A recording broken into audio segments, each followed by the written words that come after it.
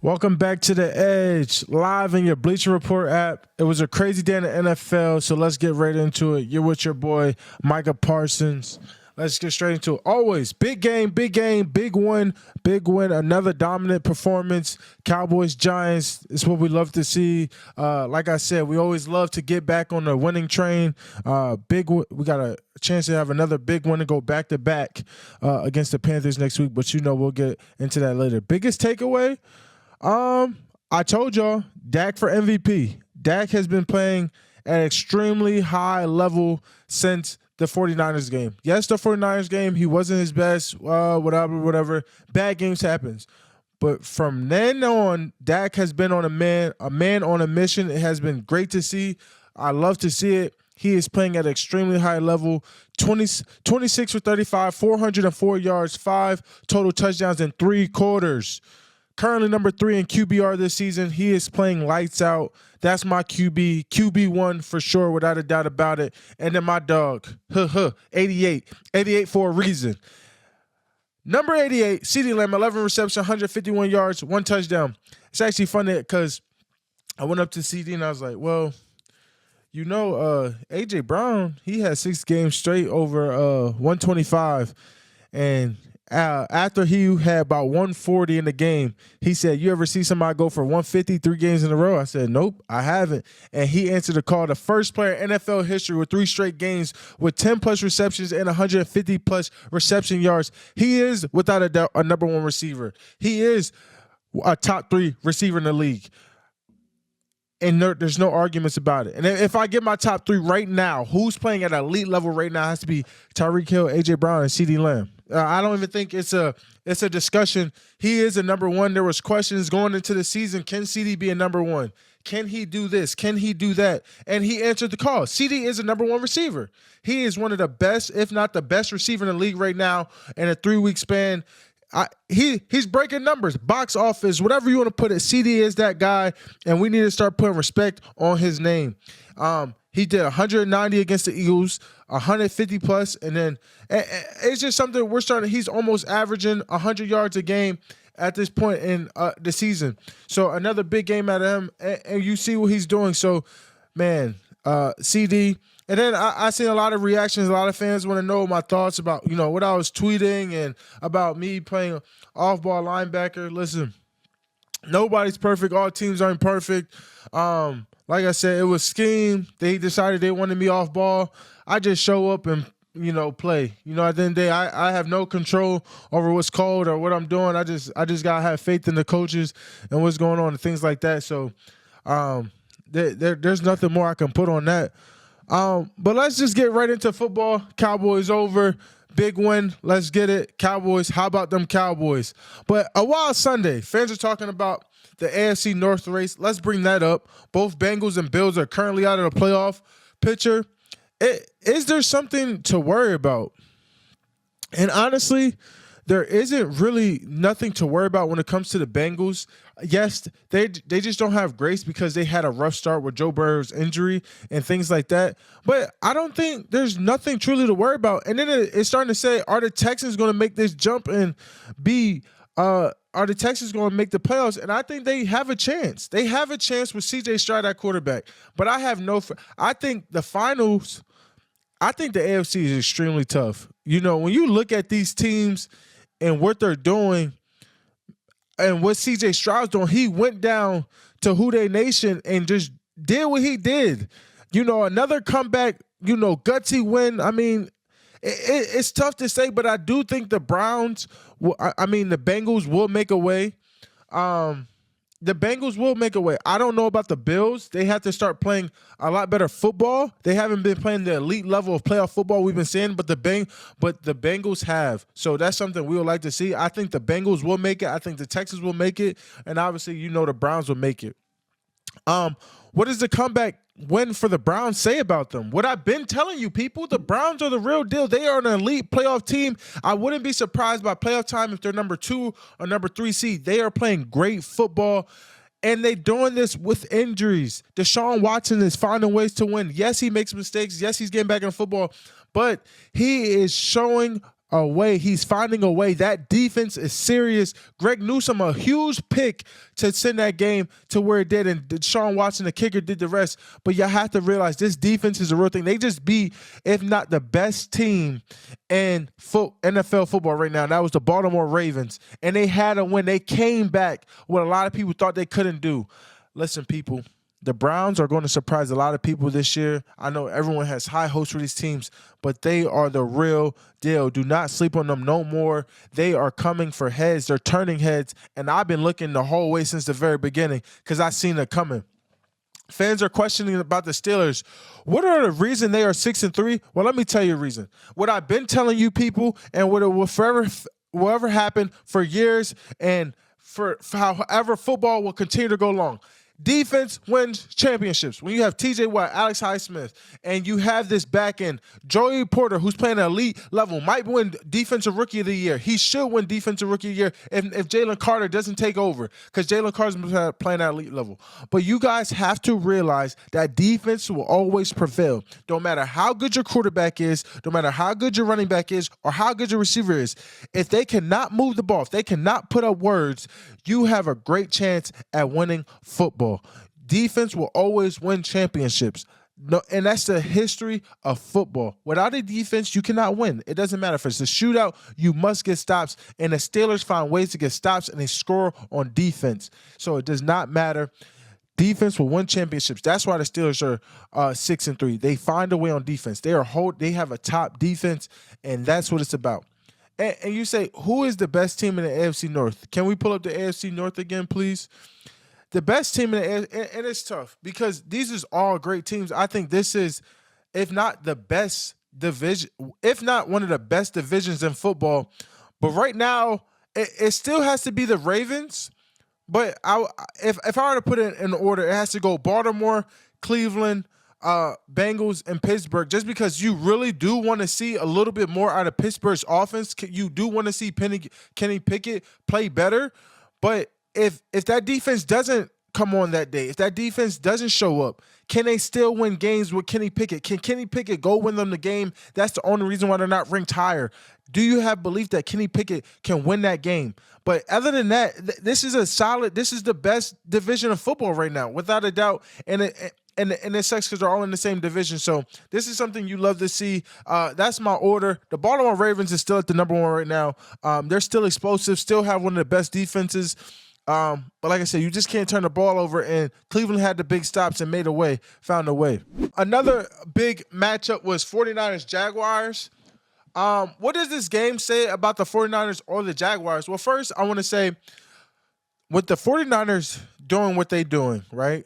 The 49ers are fully healthy. They are a scary team. Having Debo, the creativity of Kyle Shanahan has been truly something amazing to see. I was watching the game, and I said, they just ran a post-trap fake jet sweep with Trent Williams. When you have Trent Williams back in the lineup, you can do so many more amazing things.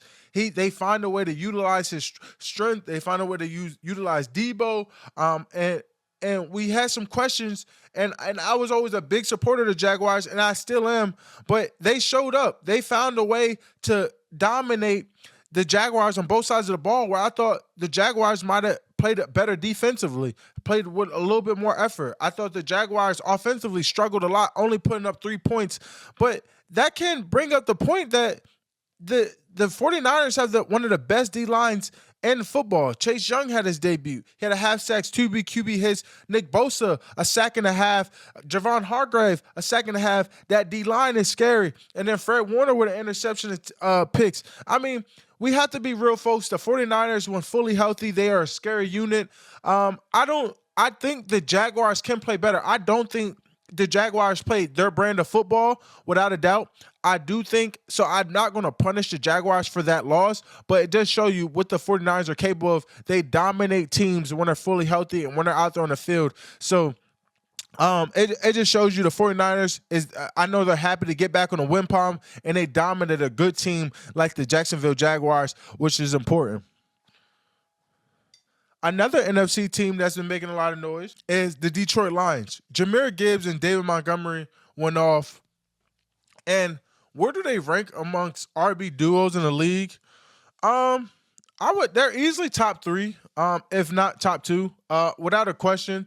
Um, and they're dominating. And when you have two running backs over 100 plus yards, it's easy. It's very easy. It's not even a question. They're top three, but that goes out to the old linemen, the run game, everything they're doing, what their coach is doing. The creativity to get these guys going and things like that. The Lions have been a real deal quite some time. They continue to dominate football and win games on this run game. They're living, dying, and buying by, and Jared Goff's making the throws. So it's always important to see. After this gritty win, where do you rate the Lions in the NFC? And they won 6 of their last 7 games. I would have to rank the Lions a top 5 team in the NFC. Without a question. Depending on how you want to argue it, how you want to look at it, strength of schedule, who they played, they beat some great teams. They beat the Kansas City Chiefs and teams like that. So the Lions are easily a top 5 team. And there's just no question about it in NFC. They're going to make a run in playoffs. They're going to be a top, 4 seed. And, I think they're going to win their division. They're going to win that NFC North division. So the Lions, it's a team that we see later next month. And, it's a team that we're going to worry about. And I only think they're going to have a handful of losses. So, and that's just the truth about it. On the other side, Sunday was the Chargers' 13th loss by 3 or fewer points since the team drafted Justin Herbert. That's the most such losses in the NFL over that span. What are the Chargers missing? I think the Chargers aren't really missing anything. I think they have the front. They have a pretty good O-line, and they have a lot of great weapons. It just comes down to discipline, accountability, and find a way to edge out these teams. I think that's the difference between good and great teams. The Chargers are a really good team, but they're just not great yet. Great teams like the Eagles, the 49ers, they find ways to win. Even the Browns, they found a way to win by that small margin. They find a way to overcome adversity. When adversity hits, they got to find a way to overcome. And that's just the truth about it. You have all the pieces. It just comes down to the players and coaches. They got to find a way to win in that margin, and that's just the reality of it. So I think they're a really good team though. They have the quarterback, they have Keenan Allen, they have Eckler, and they have Derwin James, they have Khalil Mack, Joey Bosa, Morgan Fox. They have great players, Kenneth Murray on their team. They just have to find a way to win the close games because that's what the great teams do. Another player that has been dominating in and out this year, he's on another roster, and that's Josh Dobbs. I talked about Josh Dobbs with Gilly on Friday, and he went off against his first start, but then he comes out and does it again. 23 for 34, 260 yards, 2 total touchdowns. I mean, the man didn't even know where the locker room was. Like, let's be real, folks. I think this might be our comeback player of the year, and it should be. And I think people have to realize the adversity and the things he overcame to be at this point. Left Cleveland, ended up in Arizona. Now he's in the Vikings and wins 2 games. And it's looking scary. And he did this without Justin Jefferson. They still don't have Justin Jefferson. He's finding ways to get everybody involved in the game. I think that's the hardest part about that is the hardest part about battling a new quarterback because you don't know his reads. You don't know who he likes to go to yet. And, and he's taking advantage of that. And look what Justin Jefferson said. I cannot wait to get back on the field with this team again. He doesn't have Justin Jefferson. We have to realize Josh Dobbs is playing at an extremely high level. I mean, and then when you add Justin Jefferson, we already know what he's capable of. He's the gritty man. He does it all. And, he's a top 5 receiver in this league. So, I mean, let's be real. Josh Dobbs can lead these guys to a playoff spot. They're currently ranked 7th. If Josh Dobbs leads the Vikings to the playoffs and holds that down, even win a playoff game, what does that mean for him? Does he get an opportunity to start for a team? Does he get his opportunity to be that guy? Because he hasn't gotten that opportunity yet. He hasn't got his full opportunity. He's been bounced around a lot in this league, but he's making it happen. He's seen every look. He's played in so many different systems. Can he get the opportunity to be a number 1? And I would love to see that for him. He's overcoming everything. Can he get his opportunity? Because he hasn't gotten it yet. Another big team, but this is more AFC, is the Raiders. The Raiders are 2-0 under Antonio Pierce. My first initial reaction was obviously with McDaniels getting fired and, they're starting off so bad, you're like, are they tanking? Are they going to go get Caleb Williams in the draft? What are they planning? But they said, hold up, wait a minute. I'm not finished, and they're going 2-0. They're smoking cigars in the locker room. The energy's higher. They're dancing. This is what a fun, winning locker room environment should look like. I'm glad my guy Devontae Adams is finally happy. This is what it should be like. People to fail to realize, coaching matters. It's not so much of the players, it's about the coaches. How do you treat the players? How do the players treat each other in the locker room? And this is what you love to see. I think the Raiders, I don't know, it might be too late, it might not. We'll see how they finish the year. But the Raiders is a good team. They have a lot of good players. Can they put it all together, though? Can they keep putting it all together? And it's extremely important because if they do, and they do end up with a top 10 pick, they get a guy to add to this beautiful roster that they have, and they make a run next year. And do they give Antonio Pierce a deserving chance? I would love to see him finish the year out strong and let him get an opportunity to keep coaching this team because they obviously love him. Players are talking about they'll run through a wall for him, and that's the environment you have because that's the type of environment we have in the Dallas Cowboys. We have that run through the wall for our coaches, loving and beautiful relationship between everyone in the building. But on the flip side, you're seeing this in college, you're seeing this in the NFL.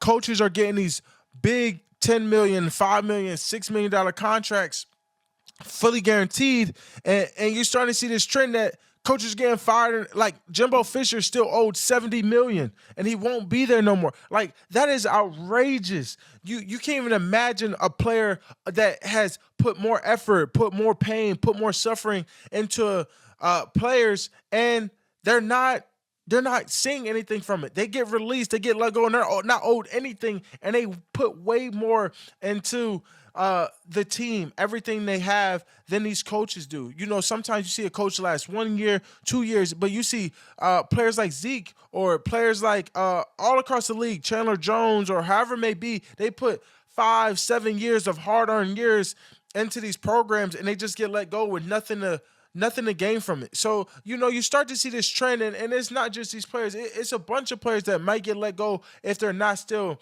putting up the same numbers or whatever it may be, and they just let these guys go. But these coaches are still getting so much money. And I'm not taking away coaches. There's great coaches that deserve it and so forth. But I think there needs to be a little bit more balance, a little bit more fairness into this equation because that's just the reality. We're giving these coaches millions, and it starts to make you think, why aren't they charged against the cap? They're not charged against the cap, but all these players are. I get it, but at the end of the day, let players get more guaranteed. Let players get fully guaranteed contracts. Let's guarantee their future as you same do these coaches, especially your high-caliber players.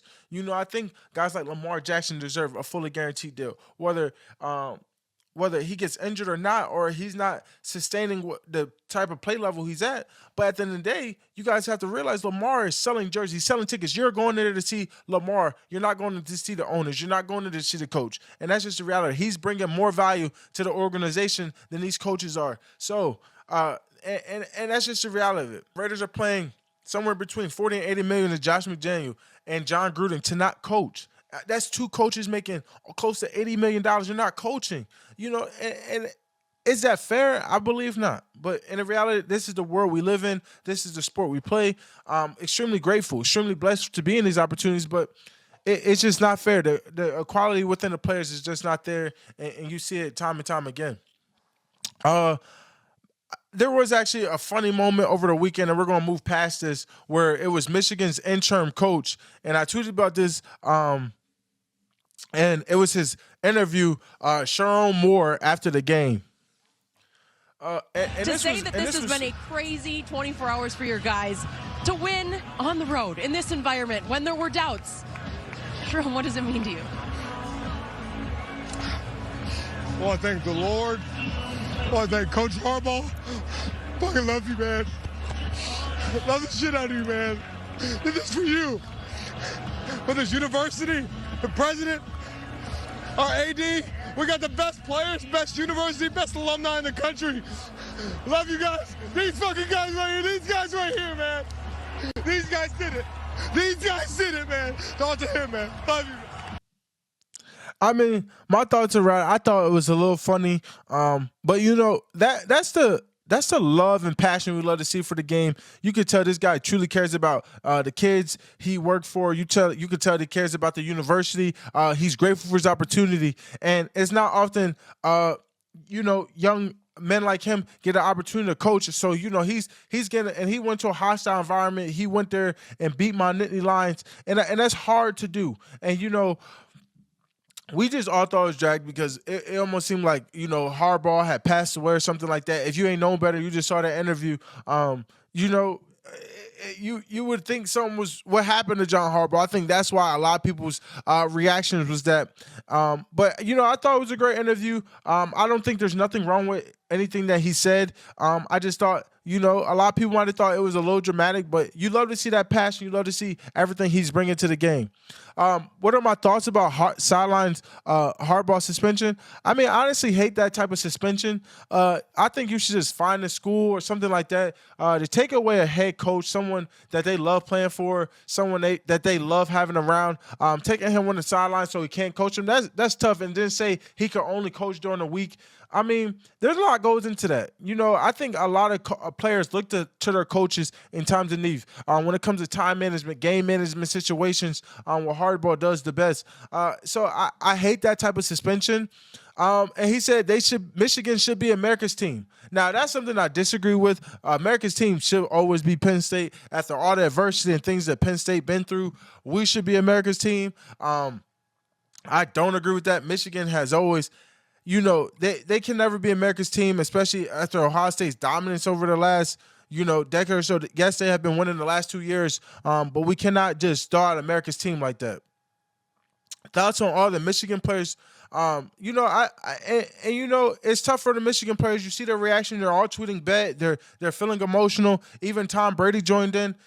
Obviously, it's more. It's always more than just the player. It's that player coach relationship is so important, and you just hate to see that. I just don't agree, and it's wrong. And last but not least, I want to get second to not least, I want to get into my man CJ Stroud. I told y'all last week he was coming for heads, he was coming for necks, and you still continue to see it. CJ Stroud is dominating the NFL. He is making it look so easy.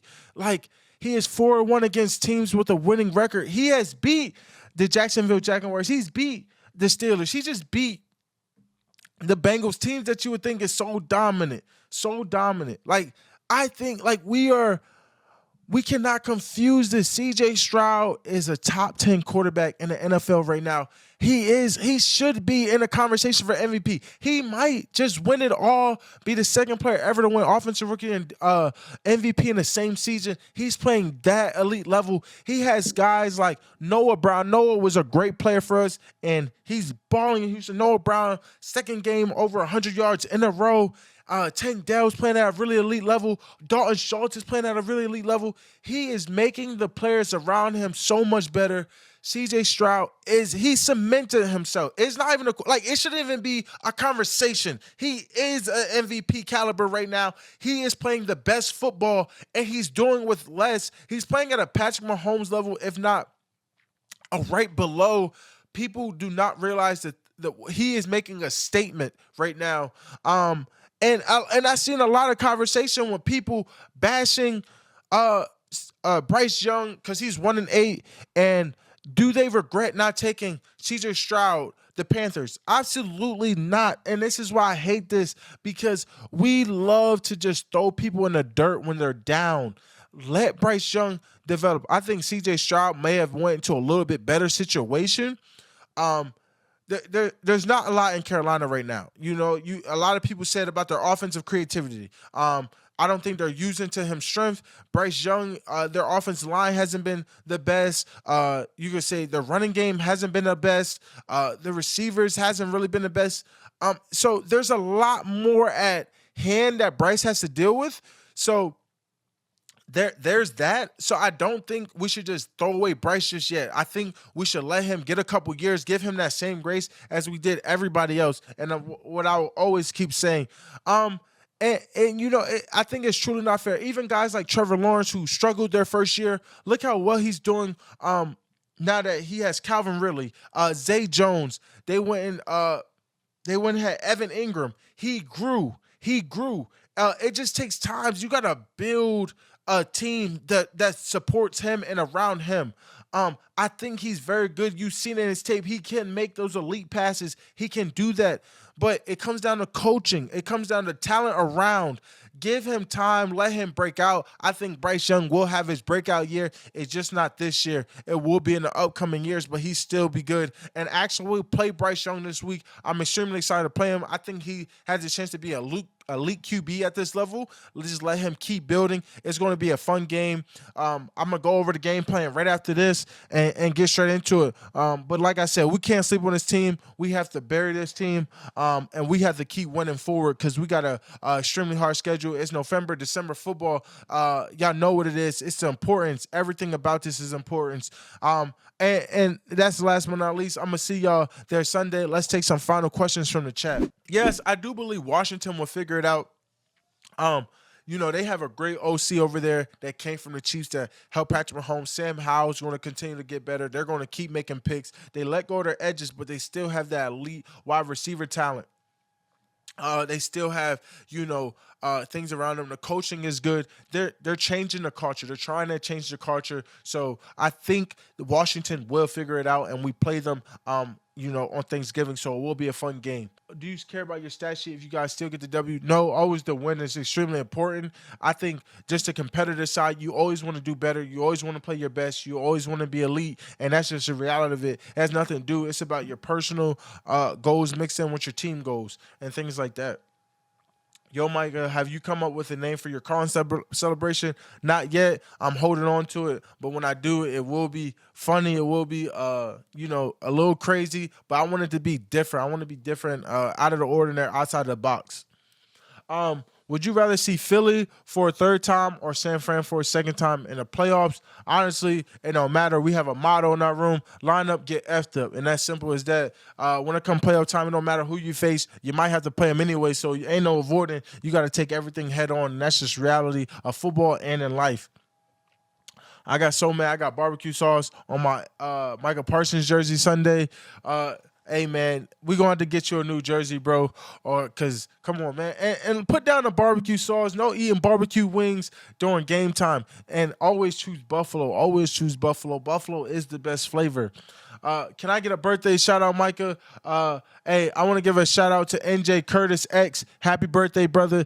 Wish you all the best. Love and more blessings forever in your endeavor, brother. Keep going, keep striving, and keep achieving, and always finding a way to change someone's life around you, brother. Hey, I appreciate y'all for tuning into The Edge. I'm going to see y'all next Monday. Love and appreciate y'all forever, man. Love.